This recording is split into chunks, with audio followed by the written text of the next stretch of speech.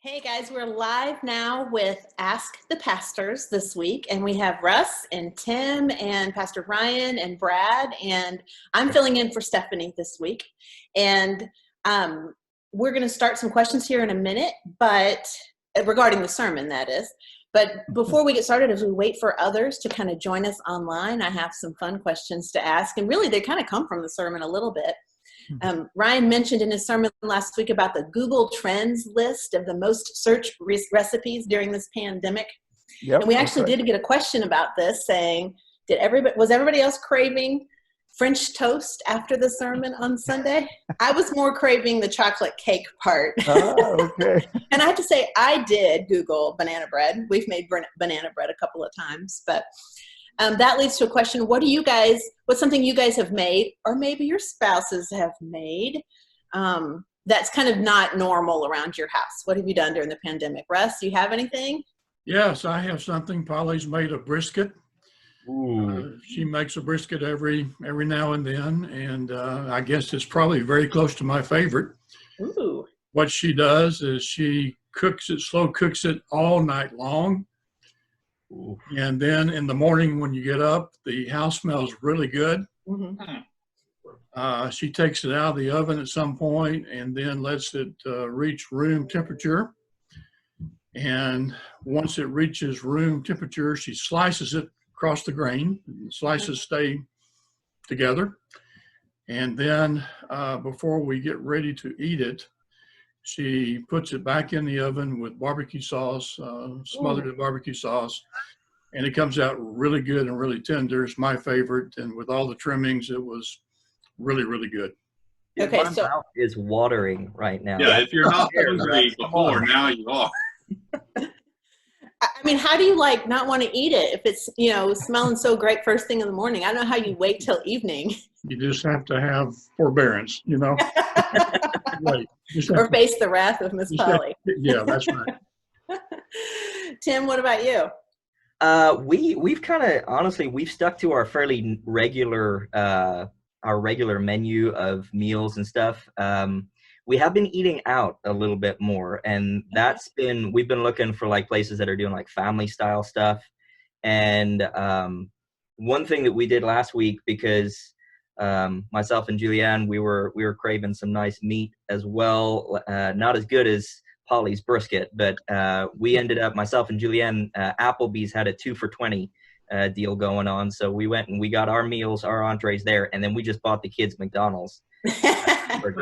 That they're happy and satisfied. Hey, they're happy. Everybody's happy. So, yeah, so it was fairly cheap, and it was good. So, but that's kind of what we've been doing recently. Yeah. Miss Polly just says you guys eat on that brisket all week long. That's right. So we're on our way over after this call, Russ. Polly must be listening. Ryan or Brad, you guys do anything different? I'm a creature of habit, so I don't necessarily like new things all the time. I will try them, but like Tim, we've been eating out a good bit. And one of the new places we've tried, we tried it with Lee and Amy White, but was wasabi right before everything happened. It's a sushi place, just what Russ really enjoys. And so we tried that, and it is Tuesday, and they have discounts on Tuesday, so you might check it out today. There you go. So curbside pickup. Yeah. Sweet. Who here eats sushi? Not me. Oh, Russ, you're a loner over there. It took me a long time to acquire a taste for sushi, but now my boys love it too. So, Ryan, is there anything you've been making that's unusual? Karen was making enchiladas one night, and we decided to make an enchilada casserole with some of the ingredients, and it was fantastic. So, yeah, we've had, last night was kind of an Italian night. A couple nights ago, we did a Greek night, which is my favorite. We've done that a couple times. We have not eaten out at all during this time, except I went through the drive-thru once to get some Popeye's chicken sandwiches. That was the single experience, and it was rather complicated and long and drawn out, and so. Now, but it's the only time you've eaten out. Yeah. Wow. Everything else at home. But did the Popeye sandwich, did it live up to the hype? I know you better be careful what you say here. You might offend a whole lot of people, right? They're okay. Yeah, they're okay. They're good. Yeah. Very diplomatic.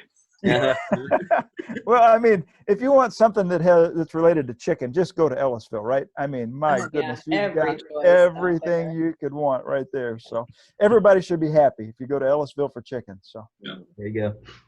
All right, now Brad kind of stole the thunder on this next question, but I'm going to ask the viewers, if you're watching right now, guys, drop your suggestions in the comments. But I'm so tired of cooking that we're at least once a week or more looking for places to go and get takeout or curbside, whatever. And last week we tried Big Chief on Wednesday night. They do a fried chicken meal, and they actually, they bring it outside, set it on a table, and then you get out of your car and go up and grab it. And they have really good fried chicken.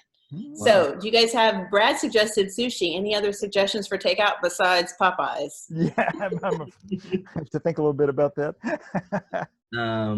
The Texas Roadhouse had some really good stuff going on, and their curbside pickup system was the most developed curbside pickup I've seen of anything going on right now. Yeah, they were really organized.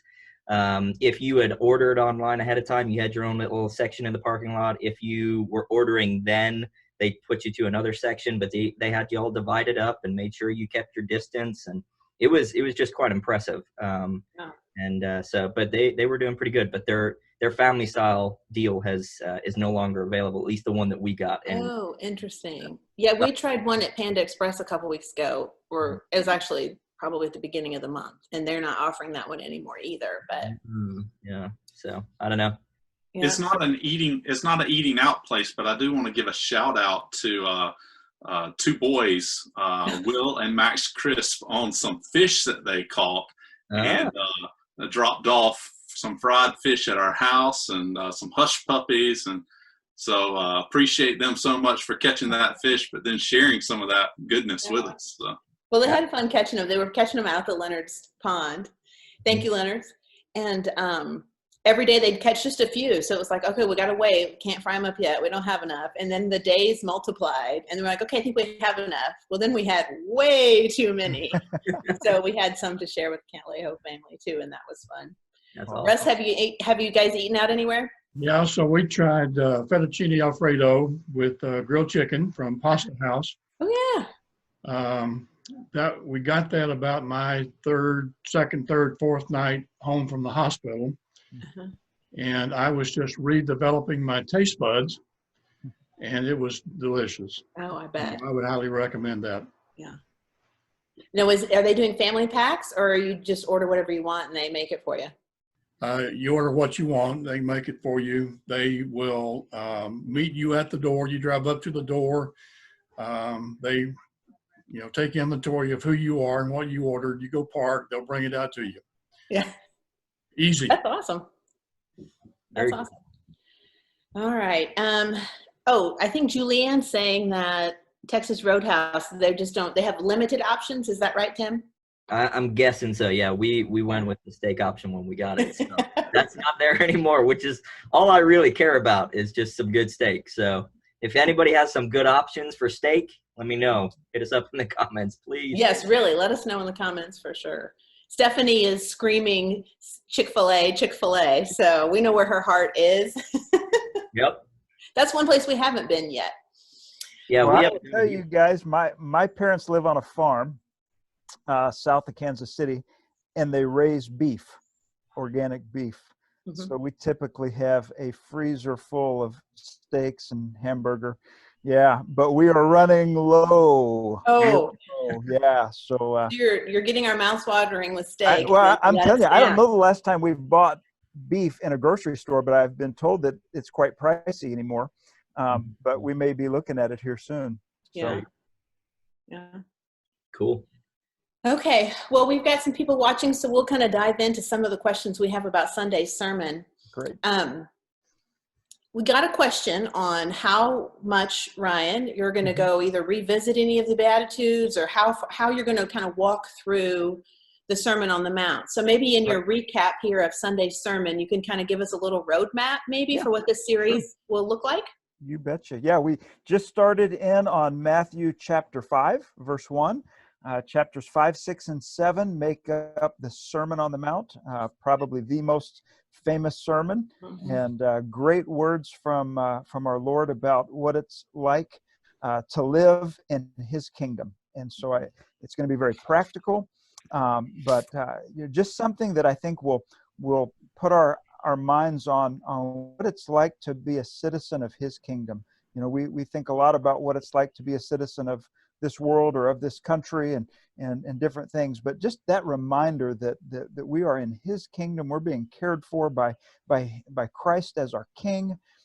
There are some real just different ways that we're called to live, and again, it gets very practical as we move forward. You mentioned the Beatitudes; they really serve as an introduction to the sermon, and specifically how to enter the kingdom. And so, as you go through each Beatitude, you see it as really an explanation of how we are to come to Christ, and how we turn from sin, and how we just move forward in that process of understanding who He is and the salvation He's offered. We will linger a little longer in the Beatitudes this week because the last one actually has some more detail that we haven't gotten to yet, the one on persecution. But then look at the metaphors of salt and light. They also are part of that introduction for the message. And so we will spend a little more time with the Beatitudes, but I'm hoping to cover, Lord willing, the entire Sermon on the Mount in about 7 or 8 weeks, just to move through it. Now, we could have spent 8 weeks in the Beatitudes, right? I mean, you could just stop and camp out at each one of them, but this approach is going to be moving a little more quickly than that. But if folks at home want to read for this week, go ahead and read through verse 16 of chapter 5, and we'll look forward to gathering back around that text this coming Sunday. Well, thanks. Kathy Ewing says it was a great sermon. Russ, you know her? I do know her. She's my younger sister. Oh, hi, Kathy. We're glad you're watching today. She'll be glad I said younger. Yeah, younger. Younger. Oh, I see. Yes. Okay, so one of the things that I really liked, well, maybe I shouldn't say liked, that really kind of hit home with me in the sermon was the quote from Dr. Martin Lloyd-Jones that you shared, Ryan. Yeah. God save me from the Sermon on the Mount. Yeah. Get it away from me. Take it away. It exposes me. It reveals me. It condemns me. So, man, how thought-provoking is that? And illuminating, I think, of our life. So how do we not want to then, not dive in? How do you advise us to kind of work through that? That's a great question. In fact, as that was on the screen Sunday, Karen looked over at me and said, "Really? This is your introduction?" And I was like, "Well, yeah, this is important because it helps us understand the contrast. As the human side of us, as we think through the just the way this world operates and the things that we're drawn to, and then you contrast that to the kingdom of Christ and His norms, if you will, or His ways, his just you could almost see it as countercultural in many ways. And so, yes, from a natural standpoint, a human standpoint, those are things that are convicting for us to see that, the idea to love our enemies as ourselves, as we'll be looking at in coming weeks. I mean, that's not a thought of this world. There's something there that it does draw us. I mean, it gets our attention. It helps us to see that He has completely different ways that He's calling us to if we're going to claim to be in His kingdom. There is a distinction. There is a contrast. And so I think Lloyd-Jones was just pointing out the fact that it's a significant contrast. It really is very different. Yeah. One of the things that I loved about that Lloyd-Jones quote, though, was just the raw honesty of it. Yeah.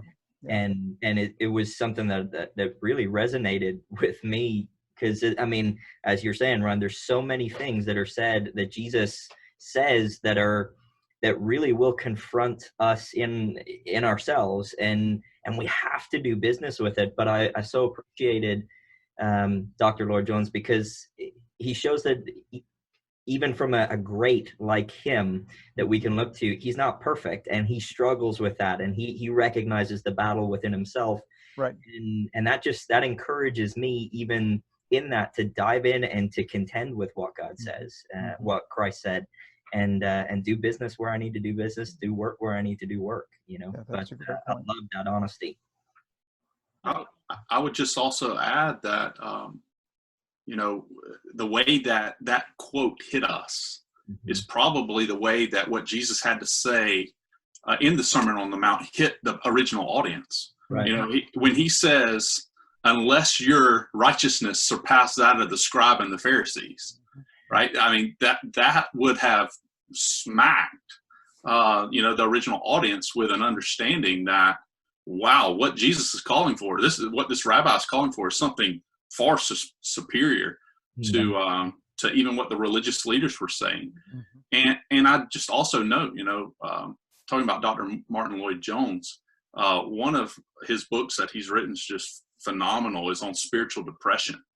And so talking about him with that quote and the battle that he struggled with throughout his life, I would just, also take the opportunity to point people to that book. Well, and also, he wrote the book that is kind of the gold standard commentary for the Sermon on the Mount. And so if someone really wanted to dig in, and maybe Brad, you remember, but I think he may have had over a year's worth of sermons from the Sermon on the Mount. So I'm sure his pace was much slower, much longer, much deeper. So yeah, that book that you mentioned about spiritual depression, but also if someone's interested in a book simply on the Sermon on the Mount, I would recommend that one as well. Yeah. Thanks for that. I think for those of you watching, we'll put links to those books where you can learn more about those on a post later in the comments here too. So I think that kind of leads to another thought is, you kind of mentioned that the Sermon on the Mount, it's how to enter the kingdom, right? And the Beatitudes explains each step, each, I just lost my train of thought there, attribute kind of. I think that a lot of people struggle with, once you've become a Christian, life should be easy.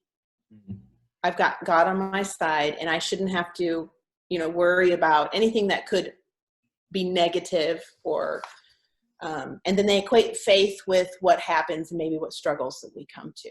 So I think that the Beatitudes is a great way to put our hearts in perspective of where we need to be put, not just to expect a bounty or expect life to be easy.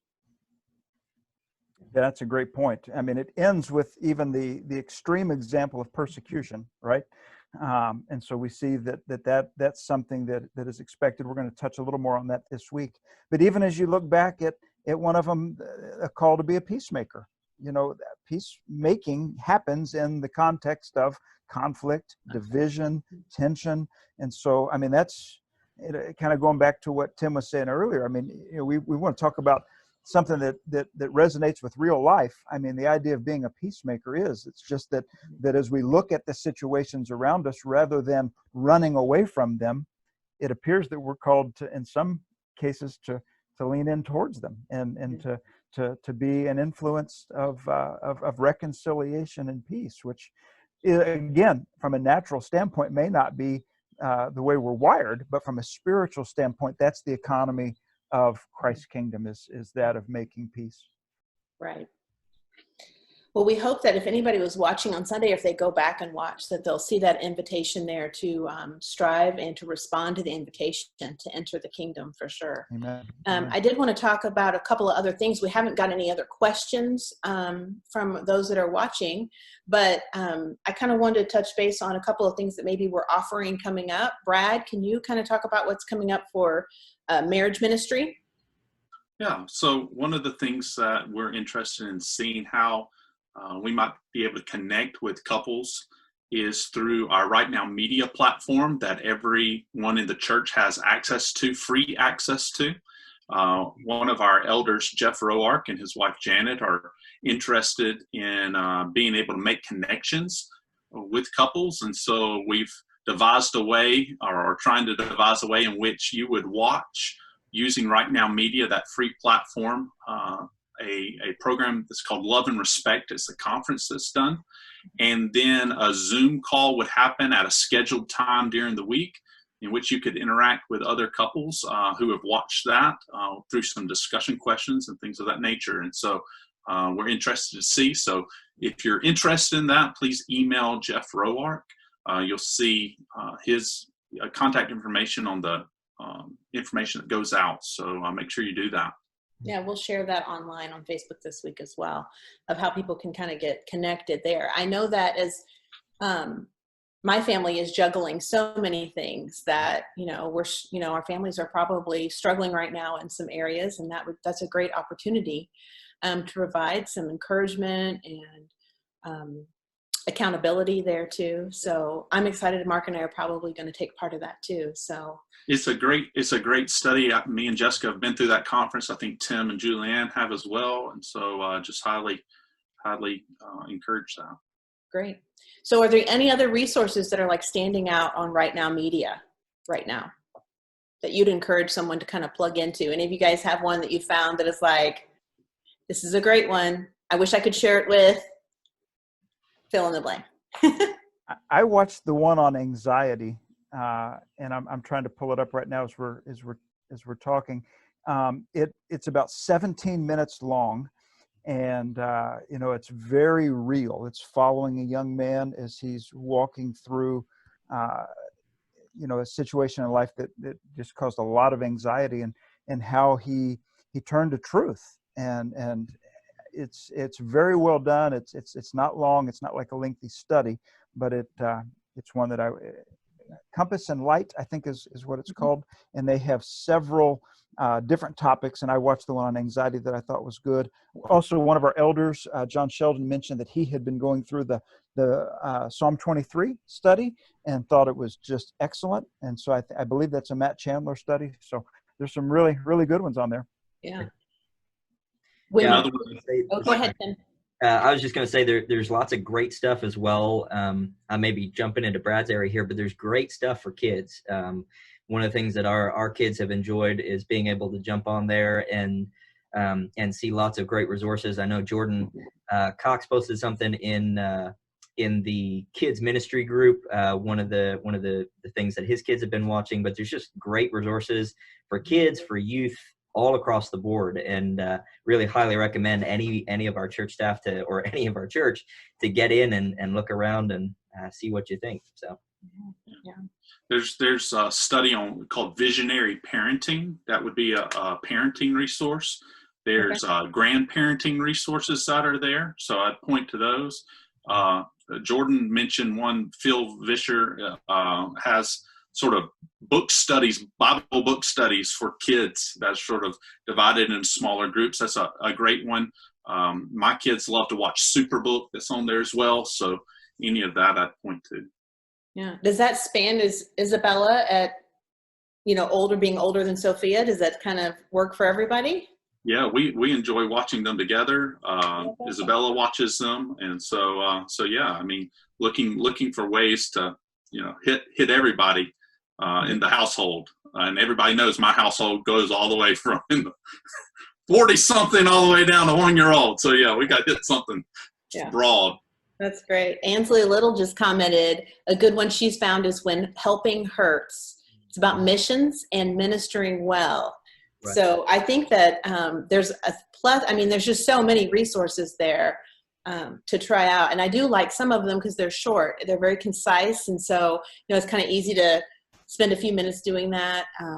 I kind of like that aspect of a few of them. So I'm thankful for that resource that the church is providing. So thank you for making that happen for our congregation pastors. And hopefully we'll see a lot of great benefit from that too, within our church family, and, them sharing it with others too. So we're closing in on 30 minutes here. So I have one last question, and it's, what have you done right now that's new during this pandemic while you've been stuck at home? Anybody thinking of anything new, something you've tried that's different? It doesn't have to be a food. Okay. Well, I can chime in. For the last, 6 weeks or so, 6 Wednesday nights, my living room has become my studio. as we've been putting out the messages for our students on Facebook Live and doing our live meetings. So I'm learning a lot about lighting, studio lighting, and cameras, and streaming, and all sorts of craziness. So that's been a new rabbit hole to chase as we try to provide good content for the students. But it's been a lot of fun as well. Well, I appreciate that. It's been a lot of help to me. This is the first time today I've gone live on Facebook through Zoom. So I did watch a parody video yesterday about I pretty much hate Zoom now. It is great and very useful, but there'll be a day when we'll be like, I'm glad we don't have to do that anymore. Right. Absolutely. Anyway. Well, I'll jump in and say that I gave myself a haircut for the first time. Well, it looks good for me. Well, you know, through a small picture here, it may be okay, but You just may not see some of those bits at the back, right? Yeah. I will say though, I'm used to getting a haircut, and like as soon as the haircut's over, it's like, man, that's the best it's going to be. You know, it just kind of all goes downhill. But not the haircuts I give. I mean, I'm thinking this one's going to be like better after like. This is like day 4, and some places are starting to fill in, and so I think after a week, it may look really good. We'll just have to see. There you go. Yeah, that's what I did. Let me know how that fill-in happens. I want to get some of that. Okay, I'll do that. Yeah. You got your money's worth. Yeah, I think so. Well, I tried something I wouldn't recommend, and that was a little stint in the hospital. Oh, yeah. And I don't want to talk about that, but what I would like to do is give a shout out to all of our doctors and nurses. Yeah, that's good. The day that I contacted my primary care, the first thing I did was go to a outdoor respiratory check unit, and Stephanie Manning was my nurse. That's good. Wow. So she took good care of me, Yeah. and really probably was the one that recommended that more than anybody else that I go to ER. Mm-hmm. And then once I got admitted to the hospital, Cindy Lakey came by one morning, and they were taking me somewhere, so all we could do is just kind of say hi. Lo and behold, either that day or the next day, Ashley Lakey, her daughter, answered one of my attendant calls. That's cool. And then also 2 or 3 times, Jane Budnick came by to check on me, offered to meet Polly, to bring me whatever I might need, and so forth and so on. So I'm very thankful for our church members who are nurses and doctors. There are many others in the church that are doing the same thing. I can think of a number just off the top of my head. But these for sure took good care of me, and I think we just need to remember to remember they're on the front line, and we need to be praying for them. Most definitely. You know, it kind of reminds me, or just brings me back to your question that you asked earlier, Kara, about, you know, I'm a Christian now. Shouldn't life be easy? And life isn't. We're not promised that it's going to be easy, but praise God, we've got His Word that gives us instruction on how to deal with it. We've got a family of God that can come around us in times of need, and that's, I mean, He doesn't leave us out there on our own, and that's just cool. Russ, thank you for sharing that, and thank you for everyone who's helping and working. Yeah. We are glad you're well, and so thankful that you had some connections there to meet with you in the hospital. So definitely shout out to all of those healthcare workers, and we're praying for you, and let us know if there's something specific on how we can pray for you. So I'll do a little wrap up there with ways you can get connected. So if you're looking to get connected, guys, those that are watching, to our marriage series that's coming up, you can just email connect@fellowshipofwildwood.org, and we will plug you in. Also, if you need prayer for anything, please let us know that. It is a privilege to pray and lift all those requests up to the Father. So that's prayer@fellowshipofwildwood.org. So we're thankful everybody's watching today, and we just pray that we have that everybody has a great week ahead and can enjoy some sunshine today and try something new. And maybe go get either sushi tonight or fried chicken tomorrow. So Russ, I'll talk to you later. Yeah, you bet. Fried chicken for me. Yeah. That's good. All right. Thank you, guys. And Have thank a you, great Kara, day. for hosting, Thanks. and for everyone that's watched. We appreciate that a lot. Yeah. Bye. All right. We'll see you guys next week for Ask the Pastor.